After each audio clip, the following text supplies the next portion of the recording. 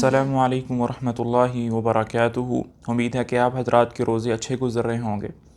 आज की वीडियो में हम जानवरों की ज़कात के बारे में बात करेंगे। जानवरों की ज़कात को इतना ज़्यादा बयान और बोला नहीं जाता क्योंकि इसकी ज़रूरत बहुत कम पेश आती है। लेकिन अगर आप वीडियो देख रहे हैं तो आप ये मत सोचिए कि मेरे पास तो जानवर नहीं है तो मुझे इस वीडियो सुनने का फ़ायदा क्या है। बहरहाल जानवरों की ज़कात अल्लाह के हुक्मों में से एक हुक्म है, तो अपने इल्म के इजाफ़े के लिए इसको सुनना चाहिए। तो आइए अपनी वीडियो का आगाज़ करते हैं। देखें, सबसे पहले जब आपके पास जानवर हैं तो आपने ये देखना है कि जानवर मैंने किस नीयत से ख़रीदे हैं। हो सकता है ये जानवर आपने इस नीयत से ख़रीदे हों कि आप इनकी तिजारत करना चाहते हों, इनको बेचकर नफ़ा कमाना चाहते हों, तो फिर इसकी ज़कात का तरीका अलग है। या हो सकता है ये जानवर आपने इसलिए ख़रीदे हों कि आप इनकी नस्ल को बढ़ाएं और इससे दूध हासिल करें और दूसरे मुनाफ़े इनसे हासिल करें, तो फिर इसकी ज़कात का तरीका थोड़ा मुख्तलिफ है। अगर तो आपने जानवर इस नीयत से ख़रीदे हैं कि आप इनकी तिजारत करना चाहते हैं, बेच कर ख़रीद कर नफ़ा कमाना चाहते हैं, तो फिर ये माल तिजारत है। तो आपके पास अगर इन जानवरों की मजमूई कीमत 52.5 तोले चांदी के बकदर पहुंच जाती है तो आप पर ज़कात फ़र्ज़ है। चाहे आपके पास एक जानवर हो, चाहे आपके पास 10 हों, चाहे 100 हों, चाहे 1000 हों, जितने भी जानवर हों, जब 52.5 तोले चांदी के बकदर इनकी वैल्यू पहुंच जाएगी तो आप पर ज़कात फ़र्ज़ है। जिस दिन आपने इनकी ज़कात देनी होगी, आप उस दिन तमाम जानवरों की मजमूई कीमत का 2.5% ज़कात के तौर पर अदा कर देंगे। ये तो थी तिजारत की नीयत से लिए गए जानवरों की ज़कात।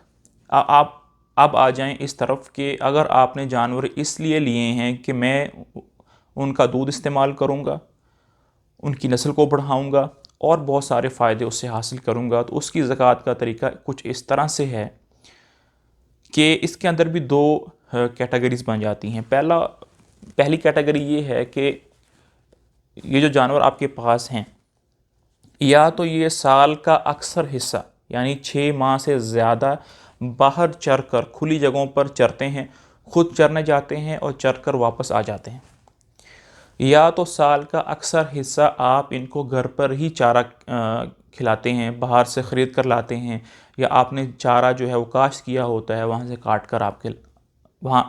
काट कर आप इनको ला कर देते हैं। तो दोनों हालात में इसकी ज़कात मुख्तलिफ है। अगर तो साल का अक्सर हिस्सा आप इनको चारा घर पर ही देते हैं, अपने पैसों से देते हैं, तो फिर इन पर ज़कात नहीं है। लेकिन अगर साल का अक्सर हिस्सा 6 माह से ज़्यादा ये बाहर खुले मैदानों में खुद चर कर वापस आ जाते हैं, तो फिर इनकी ज़कात अदा करनी होगी।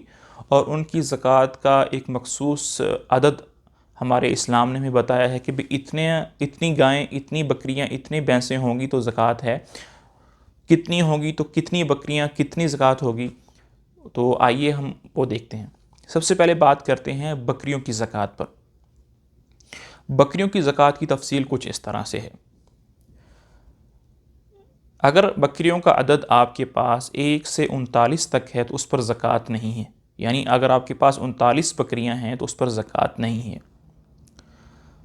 बकरियों का अदद अगर 40 से 120 के दरमियान है तो उस पर एक बकरी या एक बकरा या उसकी कीमत वाजिबुल अदा होगी ज़कात के तौर पर। बकरियों का अदद अगर 121 से लेकर 200 तक है तो उस पर 2 बकरियां या 2 बकरे या उनकी कीमत वाजिब होगी।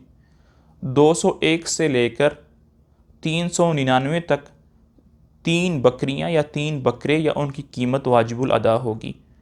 फिर 400 पर 4 बकरियां और 500 पर 5 बकरियां, और इस तरह हर सैकड़े पर एक एक बकरी का इजाफा होता चला जाएगा। भेड़ का, मेंढे का वही निसाब है जो बकरियों का निसाब है। अगर आपके पास कुछ बकरियां हैं और कुछ भेड़ें हैं तो दोनों को मिलाकर निसाब को पूरा किया जाएगा। लेकिन ज़कात की अदायगी के वक़्त जब आपने ज़कात देनी है तो जो चीज़ आपके पास ज़्यादा होगी, मसलन अगर बकरियां आपके पास ज़्यादा हैं तो बकरियों की कीमत के अतबार से ज़कात दी जाएगी, और अगर आपके पास भेड़ उसका अदद ज़्यादा है तो उसकी कीमत के अतबार से ज़कात अदा की जाएगी। लेकिन बाज़ हालात में ऐसे होता है कि जितनी बकरियां हैं उतनी ही भेड़ें हैं, दोनों का अदद जो है वो मुकम्मल है, बराबर है, दोनों का अदद जो है वो बराबर है। तो उस हालात में जिसकी कीमत औसतन ज़्यादा होगी उसके एतबार से ज़कात दी जाएगी। लेकिन अगर सिर्फ बकरियों के बच्चे हैं, बकरियां नहीं हैं, सिर्फ बच्चे हैं आपके पास, तो उन पर ज़कात नहीं है। अब इसी तरह बात करते हैं गाय और भैंस की ज़कात पर कि कितने अदद पर कितनी ज़कात आपको देनी है। अगर आपके पास 29 तक गाय या भैंस है तो उस पर ज़कात नहीं है।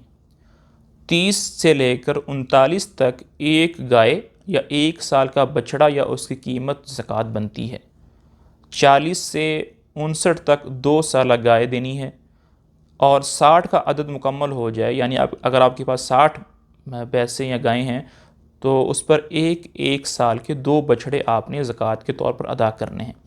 और अगर 60 से ज़्यादा हो जाएं तो हर 30 पर 1 साल का बछड़ा और हर 40 पर 2 साल गायें आपने देनी है। इसको ज़रा हम मिसाल से समझते हैं, क्योंकि अगर 60 से ज़्यादा आपके पास गाय या भैंसें हैं तो उसकी ज़कात का तरीका थोड़ा सा मुख्तलिफ है। तो आए देखते हैं। मिसाल के तौर पर मेरे पास 70 गायें हैं। अब 70 का जो अदद है वो उसके अंदर 2 निसाब हैं, एक 30 का निसाब है, एक 40 का निसाब है। तो पीछे हमने पढ़ लिया था कि 30 पर 1 साल का बछड़ा और 40 पर 2 साल की गायें, तो कुल मिलाकर 70 गायों पर 1 साल का बछड़ा और 2 साल एक गाय ज़कात बनेगी। अगर मेरे पास 80 गायें हैं तो उसमें 40-40 के 2 निसाब हैं। 40 पर 2 साल की एक गाय आएगी, तो 40-40 के 2 निसाब हैं तो 2 साल की 2 गायें इस पर ज़कात बनेगी। इसी तरह अगर मेरे पास 90 गायें हैं तो 90 में 30-30-30 के 3 निसाब बनते हैं। हर 30 पर 1 साल का बछड़ा देना होता है, तो मेरे पास 3 दफ़ा 30 है तो 3 बछड़े 1-1 साल के देने हैं। मिसाल के तौर पर मेरे पास 100 गायें हैं तो इसमें 30 जमा 30 जमा 40 यानी कि 3 निसाब बनेंगे, 2 30-30 के और 1 40 के। और हर 30 पे मुझे 1 साला बछड़ा देना है, तो इस पर 2 1 साला बछड़ा बनेंगे और 1 2 साला गाय बनेगी।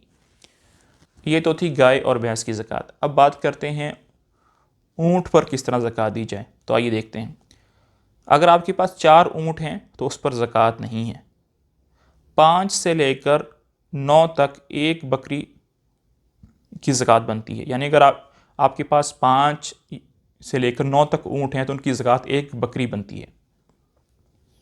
अगर ऊँट की जो तादाद है वो 10 से लेकर 14 हैं तो उस पर आपने 2 बकरियां ज़कात देनी है या उनकी कीमत ज़कात देनी है।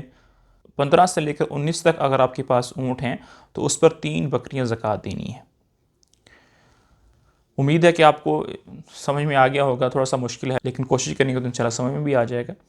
और घोड़ों पर ज़कात नहीं है, लेकिन अगर घोड़े आपने इस मकसद के लिए लिए हैं कि उनकी तिजारत की जाए तो फिर उसको माल तिजारत समझा जाएगा। जैसे ही घोड़ों की कीमत 52.5 तोले चांदी के बकदर या उससे ज़्यादा हो जाएगी तो फिर घोड़ों पर भी ज़कात होगी। गधों पर ज़कात नहीं है। खच्चर पर जो ज़कात है वो घोड़ों की तरह है। अल्लाह ताला हमें समझने की और अमल करने की तौफीक नसीब फरमाए। हादा व सल्लल्लाहु अला नबीना मुहम्मदिन व अला आलिहि व सहबिही अजमाइन।